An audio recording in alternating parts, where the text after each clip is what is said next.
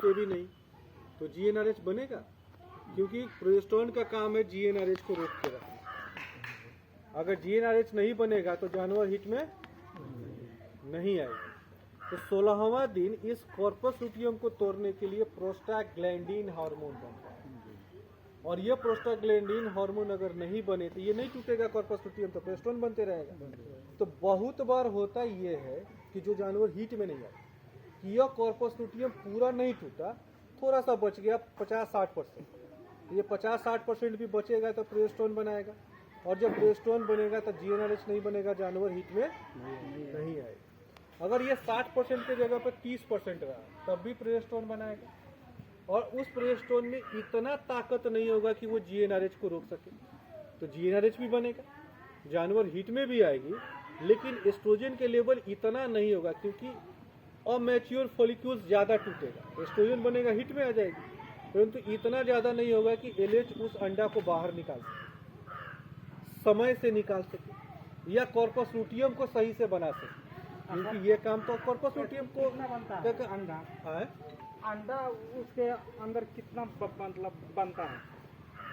देखिए इसका एग्जैक्ट संख्या नहीं कि एग्जैक्ट उसमें 2 करोड़ बनेगा। आप जो शुक्राणु भेज रहे हैं उसमें स्ट्रॉ में गिन के भेज रहे हैं कि 2 करोड़ दे रहे हैं, 1 करोड़ 98 लाख दे रहा है, 1 करोड़ 99 लाख दे रहा है, लेकिन अंडा हर कैटल में उसका पॉपुलेशन बदल जाएगा।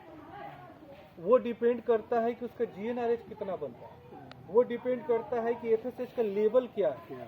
नहीं तो एग्जैक्टली आप कैसे बता सकते हैं कि अंडा तो हमको एक ही वो चाहिए, शुक्राणु भी हमको एक ही वो चाहिए, नहीं बाकी का कहानी खत्म है। दोनों एक को निकल गया तो वो कंसीव करेगा, लेकिन पहले उस अंडा को बनाने के लिए ही हमको एफएसएच की आवश्यकता है, और एफएसएच तभी बनेगा जब जीएनआरएच बनेगा, और जीएनआरएच तभी बनेगा जब प्रोजेस्टेरोन न बन रहा है। विशेष समझे तो सत्य बढ़ने अच्छा तो रास्ते में तो इस चीज के लिए हम लोग एक प्रोडक्ट सर लेके आए कि अगर 30% मान लीजिए अगर बच गया हुआ है तब भी वो प्रोजेस्टेरोन बनाएगा, और जब ये प्रोजेस्टेरोन बनेगा तो जीएनआरएच तो बनेगा, परंतु इतना नहीं बनेगा कि वो प्रॉपर एलएच और एफएसएच का सिक्रेशन कर सके, और अंडा समय से निकलेगा। समय से नहीं निकलेगा तो यही पहले कर दीजिएगा, तब भी कंसीव नहीं करेगा। अंडा निकलवे नहीं करे तब भी कंसीव नहीं करेगा, या कंसीव कर गया लेकिन कॉर्पस लुटियम वीक बना, सीएल जो है वो कमजोर बना, तो क्या होगा, प्रोजेस्टेरोन का लेवल नहीं होगा, प्रोजेस्टेरोन का लेवल नहीं होगा तो फिर जीएनआरएच बनने लगेगा, फिर उसको गर्म कर देगा, तब भी जानवर कंसीव नहीं करेगा। ये हम लोग का एक इंजेक्शन आता है, क्लोपोस्टिनॉल का इंजेक्शन है, क्योरफट F2 अल्फा। इसका एक ही काम है, इसका विशेष डिटेलिंग नहीं है, सिंगल काम है कॉर्पस लुटियम को तोड़ देना। यह PGF2 अल्फा का इंजेक्शन है, यह कॉर्पस लुटियम को तोड़ देगा तो प्रोजेस्टेरोन बनना बंद हो जाएगा, तो जीएनआरएच अपना स्तर से बनेगा, और जीएनआरएच जब अपने स्तर से बनेगा तो आगे की प्रक्रिया स्वतः ठीक हो जाएगी। ठीक है, तो इसको आप कभी भी दे सकते हैं, क्योरफट F2 अल्फा। अगर कॉर्पस लुटियम जो परसिस्ट है उसके कारण दिक्कत है तो इसको दीजिए, मिनरल्स वगैरह की कमी है तो एक हम लोग का क्योरमिन हाई आता है बोलस, 2 गोली सुबह शाम उसको खिला दीजिए, 96 घंटा में वो गर्म हो जाएगा। अगर कॉर्पस लुटियम के कारण गड़बड़ी है तो, लेकिन अगर कॉर्पस लुटियम नहीं है, उसके कारण गड़बड़ी नहीं है, तो इसको आप देंगे भी तो आपको फायदा नहीं होगा, फर्क महसूस नहीं होगा।